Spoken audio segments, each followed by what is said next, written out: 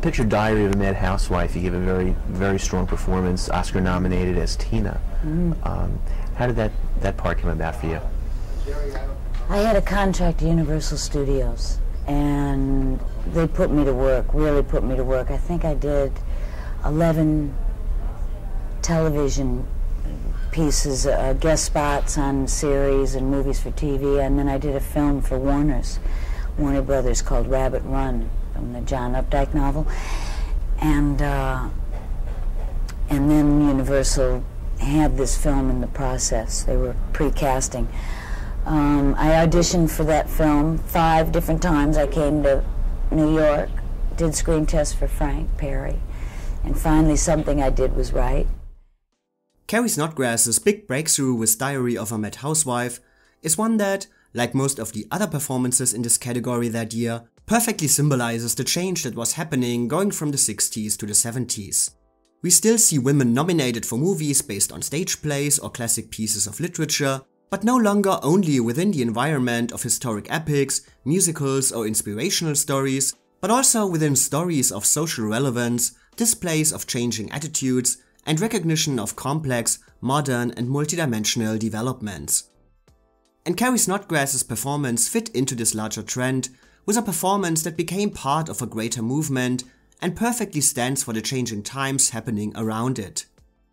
It was a first-class arrival in Hollywood, no doubt, destined to lead to more and even better roles and projects. But Carrie Snodgrass would not be interested in further realizing its potential, and her career would ultimately go from "Who is Carrie Snodgrass?" to "Look out for Carrie Snodgrass" to "Whatever happened to Carrie Snodgrass?" in just a few short years. Carrie Snodgrass was acting in plays from the age of 11, right away feeling comfortable on the stage, and she would ultimately attend the Goodman School of Drama in Chicago. And it became clear very quickly that she possessed a rare and natural instinct for the stage, appearing in various school productions such as All the Way Home or Oh What a Lovely War, and she would eventually become the only student to ever star in a major production of the Goodman School professional stage when she played the title role in Bernard Shaw's Cleopatra. In 1966, she would also win the Sarah Siddons Award as the Most Promising Actress of the Year. Her appearance in Cleopatra was also caught by director Alan Pakula, who offered her the chance to audition for what would be his first movie project, The Sterile Cuckoo. The part of Pookie Adams would eventually go to Liza Minnelli, but Pakula was so impressed with Carrie that he recommended her to an agent, which would be the first important step in her screen career, and in 1969, she appeared in front of the camera for the first time. She had a small, uncredited role in Easy Rider and made various television appearances in TV shows such as the legal drama Judd for the Defense, the Western series The Virginian, or another legal drama The Bold Ones. None of her performances caused any excitement, and Carrie Snodgrass already began to feel limited, as she was often dismissed for more challenging roles due to her reputation as a nice college girl. However, her appearances in the TV movie Silent Night, Lonely Night, as a schizophrenic in The Outsiders, and as a blind girl in the medical series Marcus Welby, MD, brought her more attention. I got $1,800 for 3 days' work. Now, I used to live on $1,800 a year as a student. I mean, besides my tuition. That's what I lived on for a year, and I'd never imagined it. I really had never fantasized making films, salary, none of that. But when the reality was there, and I was going, God, $1,800 for 3 days' work, I can have a car, and it began. The enthusiasm to have a more financial security, and also film acting. I knew nothing about it, and I'd been a student for so many years. It was like I suddenly saw a chance to be a student of the cinema. So my sort of student instincts were revitalized, and that's what I went on to do.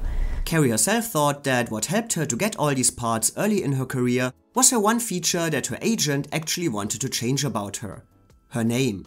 But she felt it gave her a unique spin, saying that she was no more talented than many other young actresses, but that, if something comes up, they're likely to say, "Who handles that girl with the funny name and the voice coming out of her feet?" According to Eastern philosophy, I'm more concerned with Western law, Miss Baker, and so is the jury that's going to deliberate your friend's guilt or innocence. but there's nothing to deliberate. Gil's innocent. Based on her TV work, she was then offered a 7-year contract with Universal. This, as newspapers said, Throwback to the old days of the studio system seemed rather unlikely for a newcomer at the end of the 60s, but Carrie was very glad about her long-term contract, stating, "It's one of the most secure things an actor can have in life." Soon she would find herself in a group with other promising newcomers, such as The Graduates' Catherine Ross or Michael Saracen from They Shoot Horses, Don't They? And then things happened very quickly. Husband and wife team Frank and Eleanor Perry, who had both gotten Oscar nominations in 1962 for David and Lisa, and had guided Catherine Burns to an Oscar nomination with Last Summer, planned to adopt Sue Kaufman's novel Diary of a Mad Housewife for the big screen. They had considered names like Natalie Wood or Jane Fonda for the role, but realizing that both would be too expensive, they began to look elsewhere. And then caught Carrie's TV appearance in Marcus Welby, MD, and invited her to an audition. I went to New York 5 times and auditioned for him. After the 4th time, I said to Universal, I said, "The man doesn't want me. You guys aren't understanding this. He doesn't want me in this." And they said, "But we want you. And so we need to convince him. So would you go back again?" I said, "Okay." So I went back again, went on the sound stage to do yet again another screen test for the role. And I said to him, "Mr. Perry, what is it you want from me? What is it that I'm not giving you? What do you want?" And he said to me, "I don't want anything from you." And I took that as a direction. I thought, he doesn't want anything from me? Well, Carrie, this is the 5th time you've been here. Then don't give him anything. Then just do this audition and don't give him any emotional reality. And oddly enough and interestingly, by the time I'd landed on the airplane back in LA, he had called and said, "I want her," because I gave him the one thing he was looking for, which was a character, a woman, who had no emotional reality. Sue Kaufman's novel Diary of a Mad Housewife had been published in 1967, the year that saw the formation of the first women's liberations organizations in major US cities.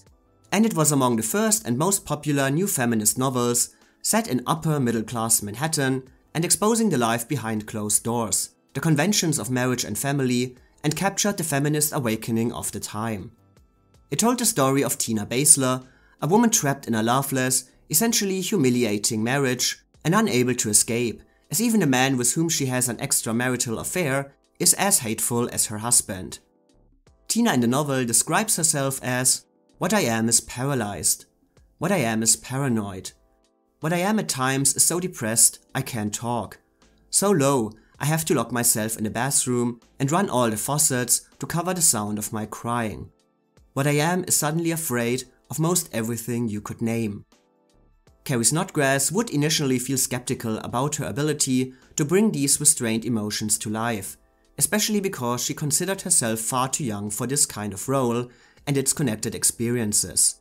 But director Frank Perry would tell her that Tina's problem has nothing to do with age. Her problem is one of finding an identity for herself, of expressing her frustration.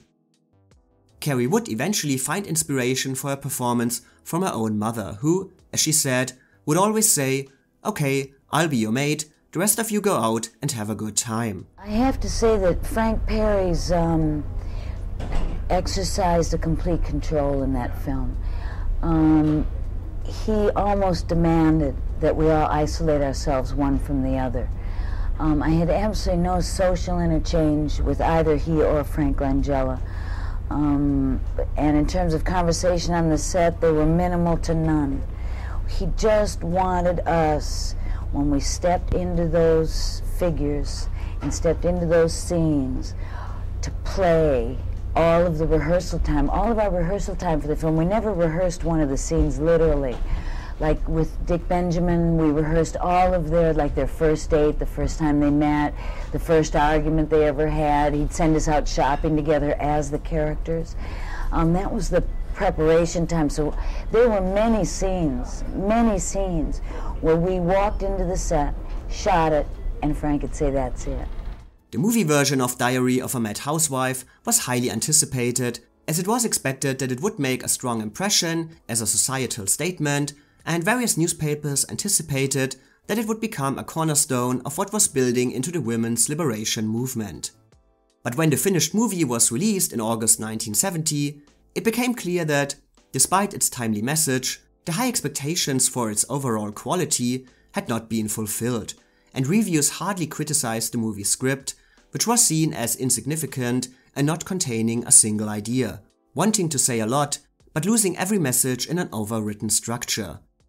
It was generally agreed that Eleanor Perry had butchered the original novel and was more cruel to author Sue Kaufman than any man could ever be. Ouch, baby. Very ouch. And it is understandable that the script and the style of the movie drew a lot of criticism at its release. There was a message to audiences of 1970, and the movie has a clear satirical style that asks viewers to look closer at what it wants to say. But this specific satirical style, together with the unevenness of the script and the direction, ultimately also made rather a big mess of it all. By its focus on what, Diary of a Mad Housewife completely ignored the how. It wants to be a horror movie in the dress of a satire, pretending to be a domestic drama, and in a time when realism became more important than ever, the failed combination of artificial humor and realistic drama often makes the script work against itself. Diary of a Mad Housewife is its own worst enemy, by never deciding which style and direction it wants to take. Are we supposed to take this all seriously or not?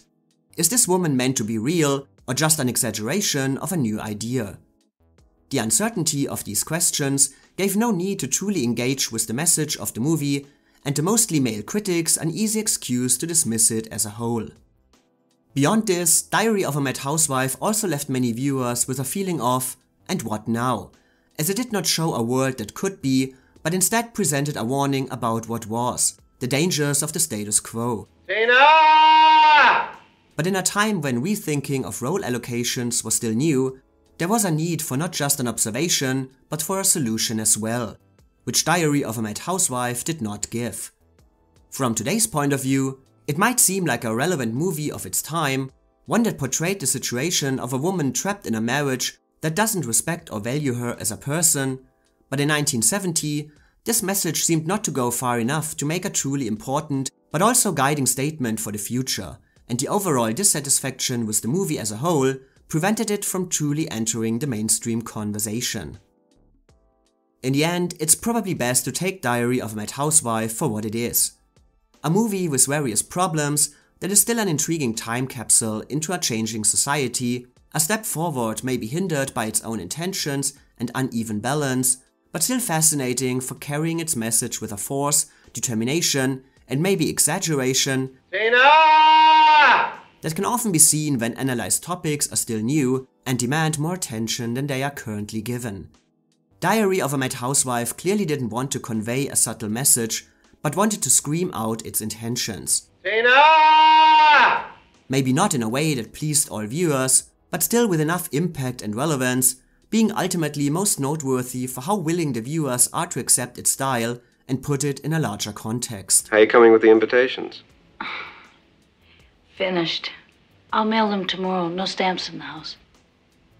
Why can't you take them to the post office? It's awfully cold outside.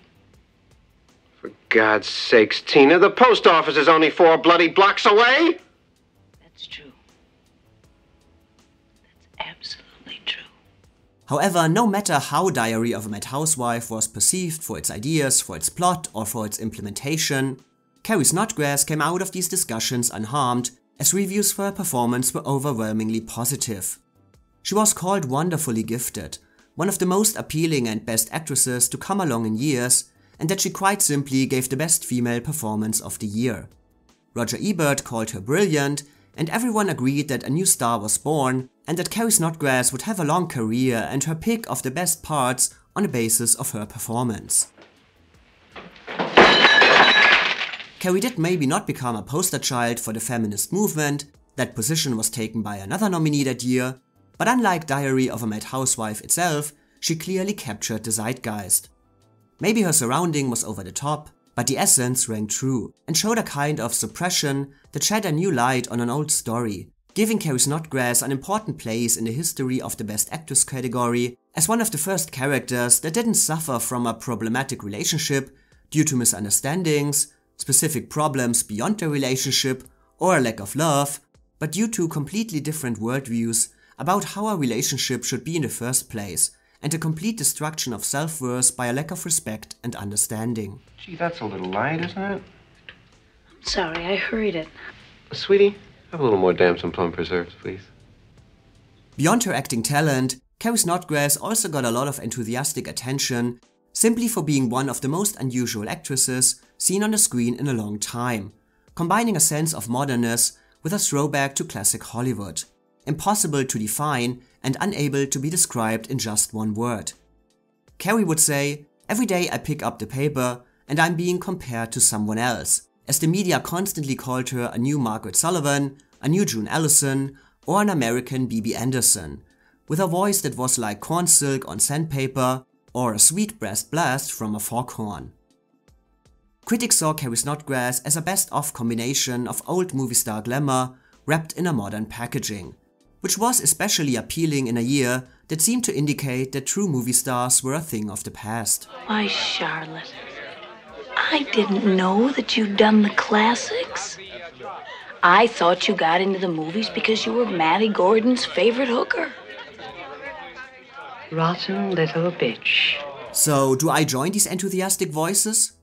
Before talking about her performance, it's again needed to mention Diary of a Mad Housewife itself, simply because Carrie essentially is Diary of a Mad Housewife, and it's therefore often difficult to separate her performance from her surroundings. And to be honest, the movie makes it very hard to truly care for the story or even Tina herself, never knowing what it wants to say in regards to her marriage.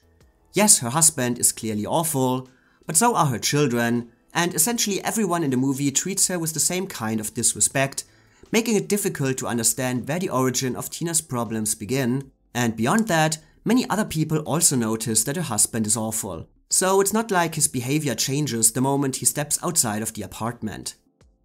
As it is, the movie too often pushes the audience into Tina's corner without letting them discover her themselves, and in lesser hands, it would be easy for the central performance of Diary of a Mad Housewife to get lost within its different tonalities and ultimately become just as hard to understand as the movie itself. But in the work of Carrie Snodgress, Tina instead becomes an overly engaging and often real character, and her thought-out portrayal of exhaustion, sadness, confusion, and occasional moments of rebellion are able to inject plausibility and life into her project, despite all the challenges in her way. You want to know the truth, I'm more worried about the girls than anything else. What the hell do you mean by that crack? Girls look to their mothers to teach them how to be women, and you sure set one hell of a horrible example. Well, listen here, Jonathan Balser. If there's any rotten example being set for those girls, it is not me. In Carrie's performance, Tina becomes a woman maybe not completely on the verge of a nervous breakdown, but clearly trapped in life and not even trying anymore to hide her unhappiness. This makes her often a very passive character, and it occasionally would have been nice to see a bit more spark and complexity in her work, but Carrie's face works beautifully to display the needed distance and tiredness. You've gotten so bloody skinny. And that god-awful hair of yours. Maybe you don't care what you look like in front of me and the girls. But what about the rest of the world? You're Mrs. Jonathan Balser. My wife. Carrie also makes Tina not a woman crying for help or attention, but quietly going along, her unhappiness unnoticed or ignored by her husband, her life an ever-repeating circle. This occasionally undermines her strength as an actress of unexpected directions, but she knows how to channel her peculiar energy into this character and gives her the needed life and dimensions. Most importantly, Carrie knows when to play scenes with a sense of comedy without overdoing it, when to take the drama seriously, when to become a bit lighter, and when to display more complex emotions behind her exhausted facade. Boy, this hasn't happened to me in years. Not since I was a horny teenager. You're disgusting. Stand right here. We don't want the world to see how you affect me, do we? Or would you like to sit on my lap? You are the most disgusting man I have ever met. So nothing, you worm. Especially the affair with Frank Langella's barely tolerable character gives Carrie the opportunity to add a bit more humor and energy into her work, before it again forces her into a more passive acting style. However, whenever Carrie Snodgress is actually allowed to go a bit further, she completely dominates the screen and gives her scenes the kind of relief the audience has been waiting for. How could I ever let any part of me touch you? Not what you were whimpering a half hour ago. Oh, you rotten, sadistic son of a bitch. In case you don't know it, baby, that's exactly what you dig. That's what turns you on. That's what makes our sex so fantastic. You're goddamn right I'm a sadist, and you're the perfect willing victim.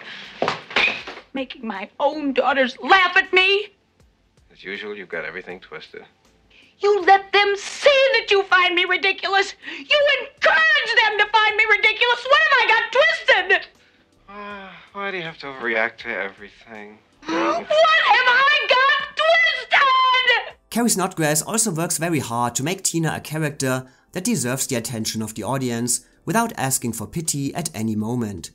The script, with its focus on the status quo of this relationship, does not give her any development, but the viewer still sense that Tina is on a journey, one that does not lead her to happiness, but Carrie Snodgress has the necessary personality to keep the audience's interest, even when the movie is actively fighting against it. Why can't you sleep, Jonathan?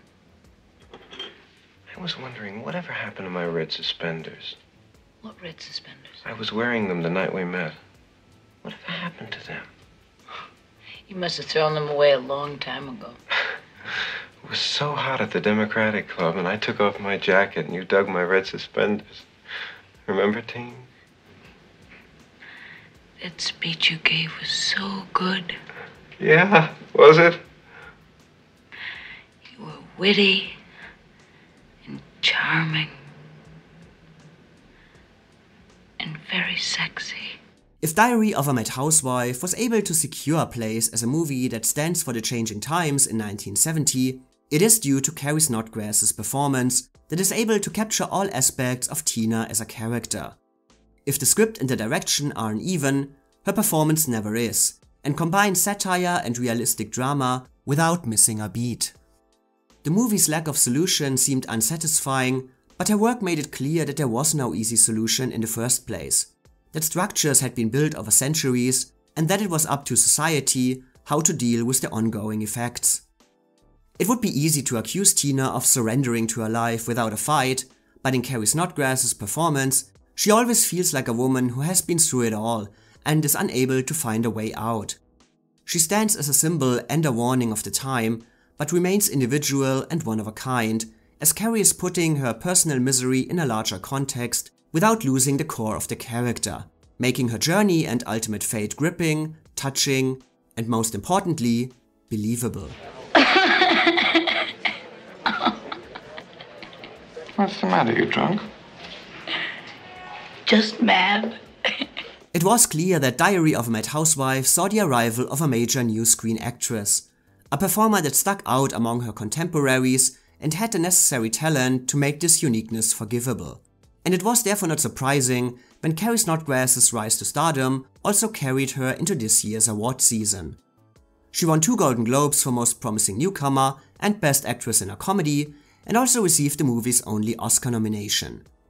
She had clearly overcome any objections to Diary of a Mad Housewife as a whole and passed her debut test with flying colors.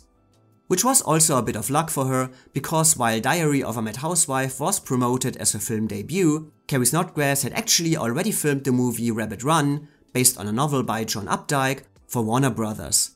However, Rabbit Run was stuck in post-production, more on that in a moment, and would eventually be released after Diary of a Mad Housewife, so the bigger, truly star-making role was her first national exposure.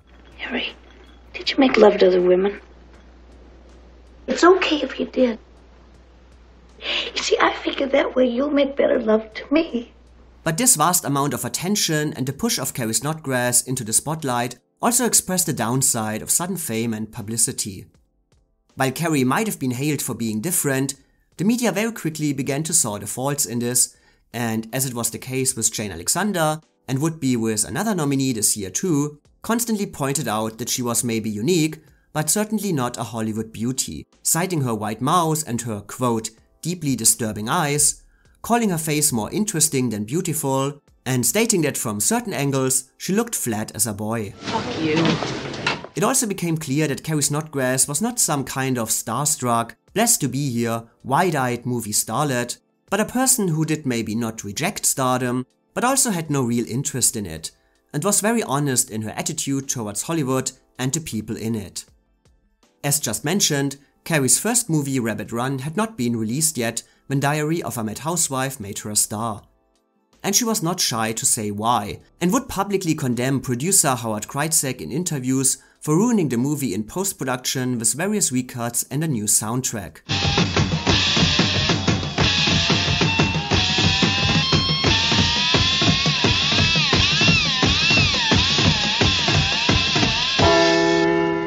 This kind of openness surely did not make her any friends, and very soon Carrie was described by newspapers as brutally, painfully honest, a quality fairly low on the list of virtues guaranteed to get people ahead in Hollywood. Carrie herself would later add, "I am a very positive person, and when they sent me to New York to promote Diary, I didn't want to go and have a lot of people asking me questions. So I told Universal I'd have to go on my own terms. And that means complete honesty. And I guess I said some bad things." Gossip columnists were maybe fascinated by Carrie's attitude, her, as they called it, intense idealism in an industry of tough people, but also questioned already how far it would bring her. Especially since Carrie Snodgress also already made statements such as, "I just do not feel that the end of my life is acting." But what really caused trouble for Carrie were the Academy Awards. Like Jane Alexander, she was skeptical of the whole award circus, but unlike Jane Alexander, she preferred to stay at home, sensing that either Glenda Jackson or Ally McGraw would win, so who was going to miss me? I went to the Golden Globes, but I couldn't handle the Oscars. I didn't feel like dressing up, and all for an occasion in which I really didn't believe.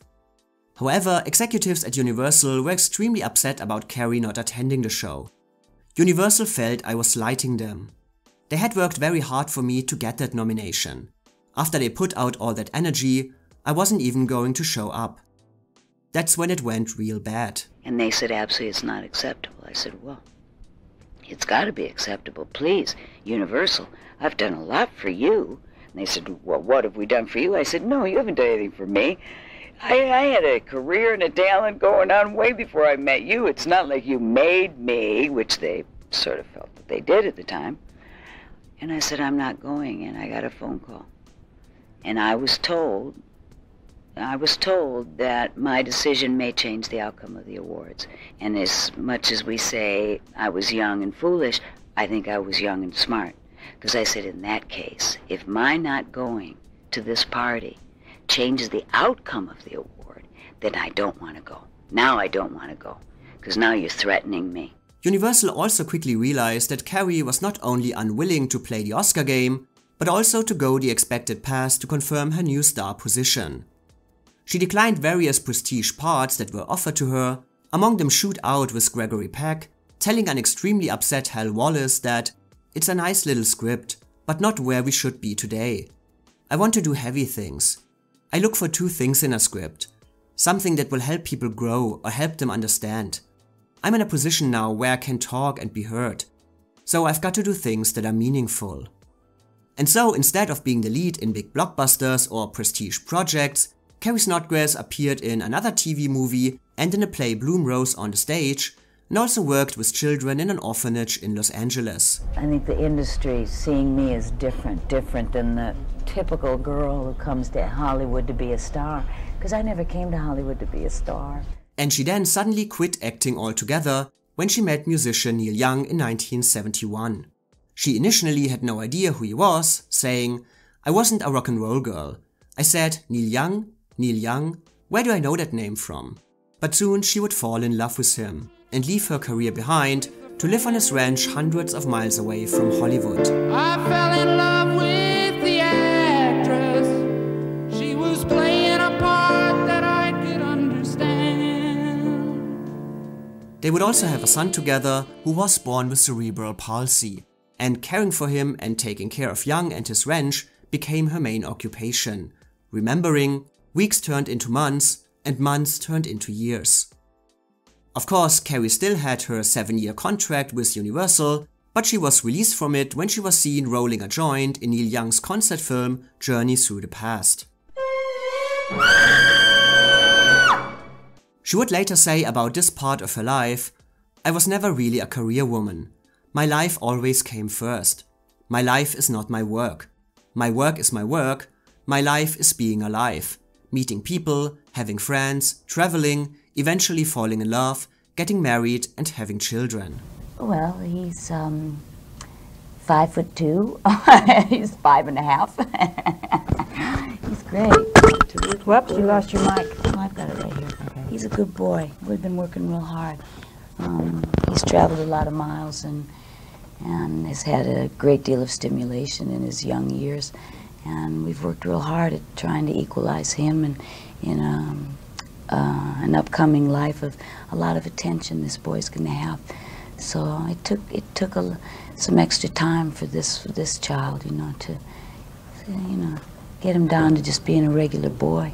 The love with Neil Young would sadly not last, and in 1975, Carrie Snodgress would return to Hollywood to restart her career, mainly because she needed money to care for herself and her son. However, coming back to the screen was not easy for her.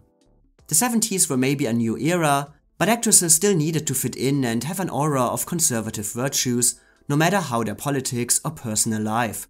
Just ask Jane Fonda. Having burned many bridges in Hollywood when she suddenly left, and having lived with Neil Young, made Carrie Snodgress almost unhireable. Casting people didn't want to see me. They were afraid of these images like rock and roll and On the Road and Baby Out of Wedlock. The industry wants its actors to work, to present themselves to the public over and over, so that people will be curious to see them in any movie, no matter how good or bad it is. They invested a lot of energy in making me a star, but then I dropped out. Carrie Snodgress was up for the part of Adrian in Rocky, but her agent, without her knowledge, demanded too much money and ultimately cost her the role. Carrie switched to another agent, but the damage was done. She was also up for Straight Time with Dustin Hoffman, but lost this part as well. In the end, she made a comeback in Brian De Palma's The Fury in 1978. A project, she said, was not Tennessee Williams and not even Eleanor Perry, but it was work. She herself didn't even call it a comeback, but rather an audition to show Hollywood that she was back and healthy. Unfortunately, her career never again reached the same peak as in 1970, but she would work steadily on the screen and on TV. For example in Clint Eastwood's Pale Rider, opposite Jessica Lange's Oscar-winning performance in Blue Sky, or in TV episodes of Murder, She Wrote, The X-Files, ER, or The West Wing. Why were these boys sent to a place I have never heard of, and to kill people I've never heard of? Unfortunately, even though she was the youngest Best Actress nominee in 1970, she is, as of now, the only one of them not with us anymore, as she died in 2004 from heart failure while awaiting a liver transplant. It is painful to think about all the wonderful performances she could have given after her return if Hollywood had truly realized how to use her unique talents. But at least her work in Diary of a Mad Housewife still stands as a testament to a great and one-of-a-kind artist who was taken from us much too soon, but who excelled in everything she did and made even the smallest parts a memorable occasion.